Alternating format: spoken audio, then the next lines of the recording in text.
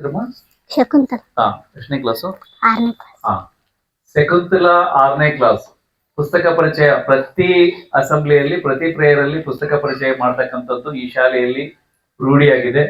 ಹಾಗೇನೆ general knowledge ಸಂಬಂಧಪಟ್ಟಂತೆ ನೀವು ಕೂಡ ಒಂದಿಷ್ಟು ನಾಲೆಜ್ ಅನ್ನು ಪಡ್ಕೊಳ್ಳಿಕ್ಕೆ ಒಂದಿಷ್ಟು ಪ್ರಶ್ನೆಗಳನ್ನ ಕೇಳ್ತಾರೆ, ಅದಕ್ಕೆ ಉತ್ತರವನ್ನು ಕೊಡ್ತೀರಿ, ಪಂಚಾಂಗ ಪಠಣ ಹೇಳ್ತೀರಿ.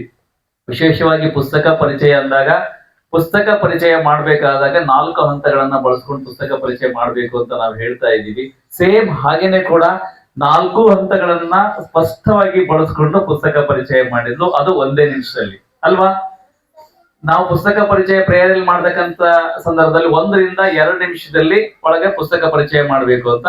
ಅದೇ ರೀತಿಯಾಗಿ ಪುಸ್ತಕ ಪರಿಚಯದ 4 ಹಂತಗಳು. 1ನೇ ಹಂತ ಯಾವ್ದಂದ್ರೆ ಮುಖಪುಟದ ಪರಿಚಯ, 1ನೇ ಹಂತ ಗೊತ್ತಿರ್ಲಿ. 2ನೇ ಹಂತ ಆ ಪುಸ್ತಕದಲ್ಲಿರ್ತಕ್ಕಂಥ ಪಾತ್ರಗಳನ್ನ ಆಕೆ ಹೇಳಿದ್ಲು ಕರೆಕ್ಟ್ ಆಗಿ, ಓಕೆನಾ? 3ನೇ ಹಂತ ಆ ಪುಸ್ತಕದಲ್ಲಿರ್ತಕ್ಕಂತಹ ಸಾರಾಂಶದ ಸ್ವಲ್ಪ ಭಾಗವನ್ನ ಹೇಳಿ ಪ್ರಮುಖ ಘಟ್ಟದಲ್ಲಿ ಸ್ಟಾಪ್ ಮಾಡ್ತಕ್ಕಂಥದ್ದು, ಅಂದ್ರೆ ಕ್ಯೂರಿಯಾಸಿಟಿ ಹುಟ್ಟಿಸ್ಲಿಕ್ಕೆ 3 ಹಂತ ಆಯ್ತು. 4ನೇ ಹಂತದಲ್ಲಿ ತನಗಿಷ್ಟವಾದ ಯಾವ್ದಾದ್ರು ಒಂದು ಚಿತ್ರ ಹೇಳೋದಿದೆ, ಆ ಚಿತ್ರ ಹೇಳಿದ್ರು. 4 ಹಂತಗಳು ಬಂದ್ವಲ್ಲ ನಿಮ್ಗೆ, ಹೌದಾ? ಕರೆಕ್ಟ್. ಇನ್ನೊಂದು ಏನಂದ್ರೆ, ಆ ಪುಸ್ತಕದ ಸಾರಾಂಶವನ್ನು ಹೇಳುವಾಗ ನಾವು ಪುಸ್ತಕ ನೋಡಿ ಹೇಳಬಾರ್ದು, ಅಷ್ಟೇ ನೋಡಿ ಹೇಳ್ಬಾರ್ದು.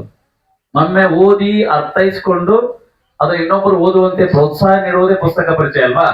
ನಾವು ಫಸ್ಟ್ ಓದಿ ಅರ್ಥೈಸ್ಕೋಬೇಕು, ಇಲ್ಲಾಂದ್ರೆ ಏನಾಗುತ್ತೆ, ಗಟ್ಟಿ ಓದಾಗುತ್ತೆ. ಹಾಗಾಗಿ ನಾವೇನ್ ಮಾಡ್ಬೇಕು ಅಂದ್ರೆ, ಪುಸ್ತಕ ಕರೆಕ್ಟ್ ಆಗಿ ಹೇಳಿದಾಗೆ ಹೇಳುವಾಗ ಅದನ್ನ ಓದ್ಲಾರ್ದೇನೆ ಏನೋ ನನಗೆ ಗಾಳಿ ಅಂದ್ರೆ ಇಷ್ಟ, ಏನದು ಸ್ಟಾರ್ಟಿಂಗ್ ಇಡೀ ಪ್ರಪಂಚನೇ ಲಾಸ್ಟ್ ಸರ್ ನೀನ್ ಹೇಳ್ತಾ ಹೋಗಿ ಹಂಗ ಹೇಳ ನೋಡೋಣ.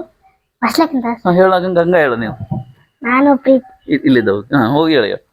ನಾನು ಗ್ರಂಥಾಲಯ ಚಟುವಟಿಕೆಯಲ್ಲಿ ಪುಸ್ತಕ ಪರಿಚಯ ಮಾಡುತ್ತಿದ್ದೀನಿ. ಪುಸ್ತಕದ ಹೆಸರು ನನ್ನ ಪ್ರೀತಿಯ ಪ್ರಪಂಚ. ಅನುವಾದ ಮಾಡಿದವರು ಬೈರಾಜ್. ಇದರಲ್ಲಿ ಬರ್ತಕ್ಕಂತ ಪಾತ್ರಗಳು ಹುಡುಗಿ, ಪ್ರಾಣಿ, ಪಕ್ಷಿಗಳು.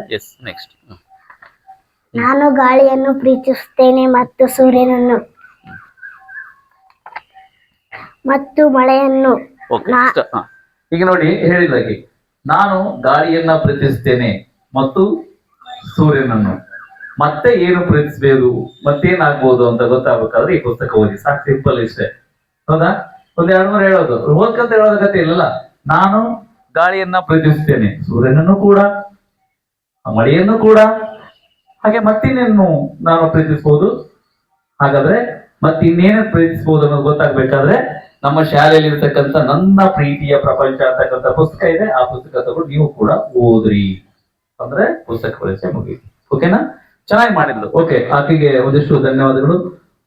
ಹಾಗೇನೆ ಲಿಖಿತ ತರಗತಿಯಲ್ಲಿ ಎಲ್ಲಾ ಮಕ್ಕಳು ಕೂಡ ಭಾಗವಹಿಸ್ತಾ ಇದ್ದೀರಿ.